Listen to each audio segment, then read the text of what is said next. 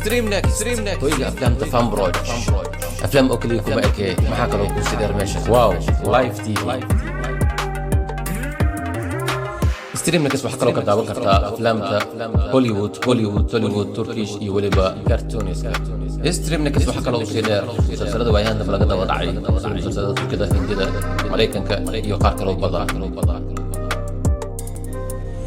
ستريم نكست dhalinyarta sportiga ah waxay kaloo diyaarisay kanaalooyinka sportska ahaa sida kanaalooyinka bein sport sky sport super sport iyo qaar kaloo fara badan hadaba ستريم نكست waxaad kala soo degi kartaa google play store apple store iyo waliba android tv ستريم نكست waxay caan ku tahay idegso isla hadda idaawo kalona soo booqo website-ka streamnext.tv wixii macluumaad dheeraad ah salaamullaahi calaykum waraxmatullaahi wabarakaatuh kulanti wacan oo wanaagsan dhammaan saaxiibada ku xiran janaalka Streamnext official fadlan haddii aad tahay markuu hore janaalka soo booqato subscribe noo saar gabalaga kana furo si markasta ay kuu soo gaaraan warbixinada xiisaha badan aan kaga diyaarin aflaamta xiisaha badan markaas laga leeyahay dhankaas Hindiya sidoo kale filimada Hollywood kan mararka qaar waa soo qaadanaa saaxiib haddii aroon oo joogtay janaalka wax ka codsanayna muuqaalkan loo leekarayso sidoo kale aad sii share karayso waana ku mahadsan tahay barnaamijkan maanta waxa ku soo qaadanayna aflaam xiisaha badan oo la sugayo waxaan ugu horeeyay Krish Foro marka hogaamiyay Harry Troshan sidoo kale labada filim markaas laga leeyahay Tamil fankooda loo yaqaan Hollywood ka lagu kala magacaabo Latif iyo Captain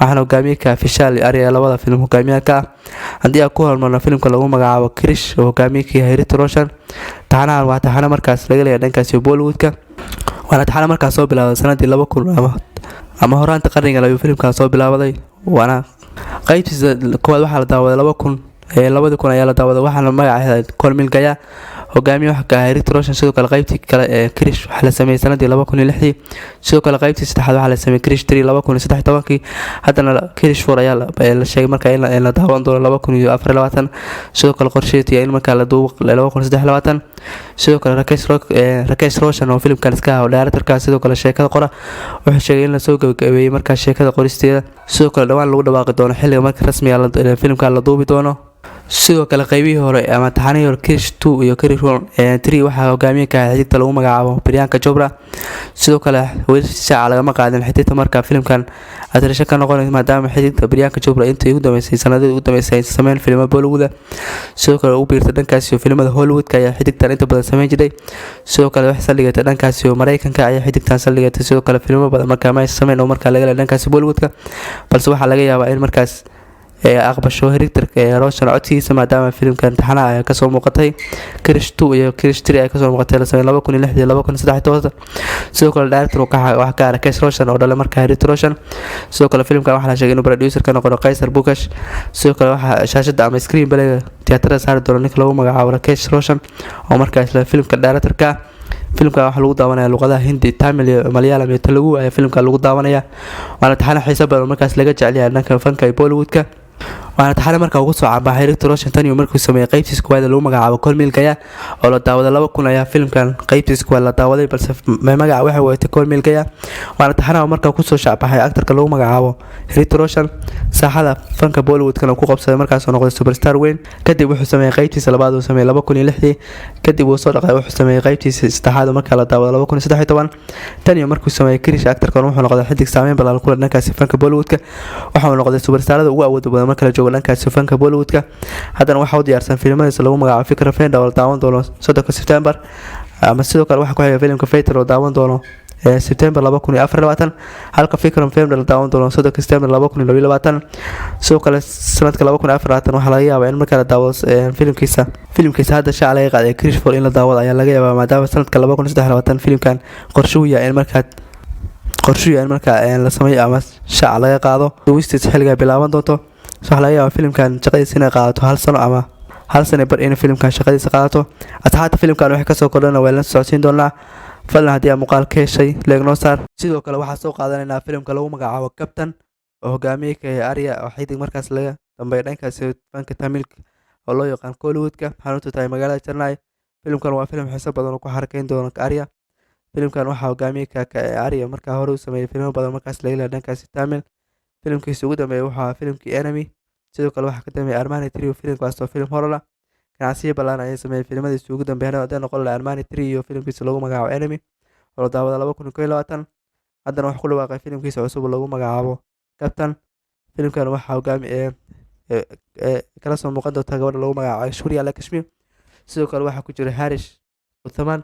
sidoo kale filimkan waa filim xiiso badan markaa iskugu jira action iyo drama iyo science arrimaha khiyaaliga. sidoo kale waxaa ammaan badan loo soo jeediyay directorka lagu magacaabo Sakshi Sundar Rajan oo filimkan directorka agaasimay. sidoo kale siduu markaa iskugu agaasimay dhanka science arrimaha khiyaaliga. sidoo kale filimkan waxaa loo sameeyay heer sare caalami ah markaa filimada Hollywoodka loo sameeyo.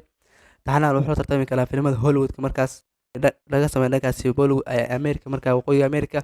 filimkan waa filim xiiso badan oo Arya ku qabsan doono tiyaatarada Tamilka oo filim markaa Arya filimkan uu geliyay shaqo aad u fara badan. sidoo kale isbedel fara badan isku sameeyay. sidoo kale qaab dhismeedkiisa aad u bedelay maadaama filimkan uu ku matalay nin awood badan oo military. sidoo kale filimkan tareenin fara badan ayuu qaatay actorka lagu magacaabo Arya si markaa ugu rumeeyay doorkiisa markaa uu ka qaadan doono filimka lagu magacaabo Captain. waana filim xiiso badan oo markaa door adag ka qaadan doona ninka lagu magacaabo Arya. sidoo kale filimkan waxay faltami doonaan bahalo markaas sidoo kale bahalo lagu magacaabo Alliance ayaa filimkan ka hortagi doona ninka lagu magacaabo Arya tiimkiisa. sidoo kale filimkan sheekadiisa waxay ku saleysan tahay Arya iyo tiimkiisa markaa wax loo diri doona duurka markaa waxaa ku nool xayawaano fara badan. haba ugu hore xayawaanada Alliance markaa loo yaqaan xayawaanada dhigacabka markaas aad u waaweyn ayaa la dagaaltamaya ninka lagu magacaabo Arya. waa filim xiiso badan oo markaas fishka arrimaha khiyaaliga halka Shuriya Lakshmi filimkan door adag ka qaadanayso.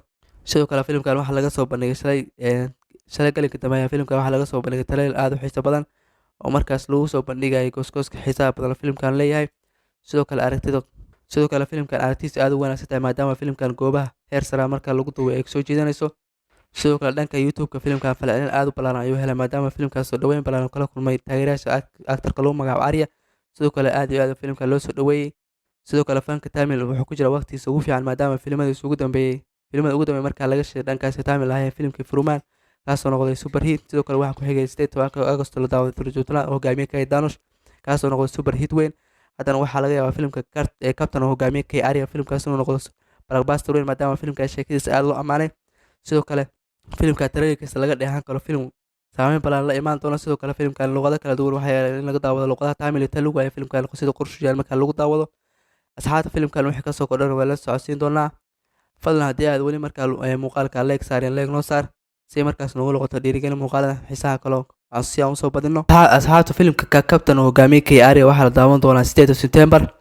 sidoo kale muuqaalkan waxaa kusoo qaadanaynaa filimka lagu magacaabo Lafifi oo hogaamiyay ka yahay actorka lagu magacaabo Vishal. filimkan waa filim xiiso badan oo Vishal door adag ka qaadanayo. sidoo kale filimkan waxaa ku weelisay xidigta lagu magacaabo Sunaina halka lagu cadaaga dhankaasi laga dameeyay Tamilka lagu magacaabo Barbahu filimkan door adag ka qaadanayo. sidoo kale filimkan xiisaha badan waxaa directorka ninka lagu magacaabo Vinod Kumar. waana filim xiiso badan halka shirkadda lagu magacaabo Rana Production ee filimkan maalgelinayso. sidoo kale filimkan xiiso badan maalmo dhawaada filimka waxaa laga soo bandhigay teaser kooban oo markaa door adag ka qaadanaya ninka lagu magacaabo Vishal. filimkan waa filim xiiso badan oo markaa kusoo laabanaya Vishal tan iyo filimkiisa Enemy kaasoo noqday filim super hit.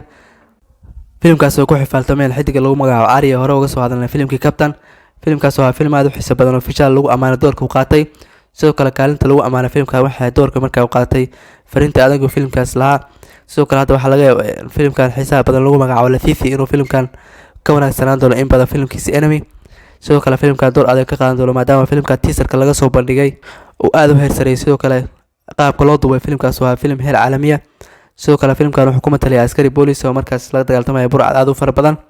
waa sida markaa lagu soo bandhigay gooskooska maadaama filimkan markii gooskooska lasoo bandhigay lagu arkay gangster aad u fara badan oo xidigan la dagaaltamayo asaga kaligiis. filimkan waa filim xiiso badan ayna ku xifaaltami doonaan Barbahu filimkaas sida la sheegay door adag ka qaadanayo. sidoo kale doorka laadanimada filimkan qaadanayo filim xiiso badan oo actorka lagu magacaabo Vishal kusoo laabanayo.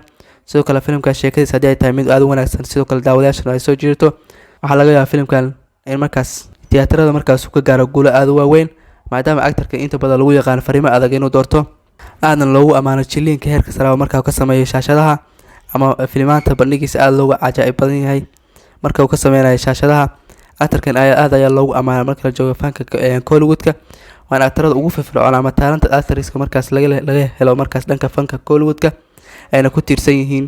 asxaabta sida horena kugu sheegnay filimkan sida qorshuhu wuxuu yahay in marka la daawado September ama bishii September in qorshuhu yahay in la daawado. waxaa laga yaabaa filimka Arya ama Captain inay isku dhacaan maadaama la daawan doono 8 September. haddii hore iskugu qabteen filimka Enemy hadda wax isku qaban doonaan sida warbaahinada caalamka sheegayaan filimka shaashada ay isku qaban doonaan. hore waxa ugu xifaaltameen aflaam hore filimka Enemy ay hore u xifaaltameen balse hadda waxaa laga yaabaa in markaas ku xifaaltama shaashadaha waana arrin marka aad u xiiso badan. sidoo kale markii filimada lagu dhawaaqayay isku hal maalin ayaa lagu dhawaaqay maadaama xildigahan ama superstarada marka ninka lagu magacaabo Aryo iyo Vishal marka ay yihiin saaxiibo aad u dhow.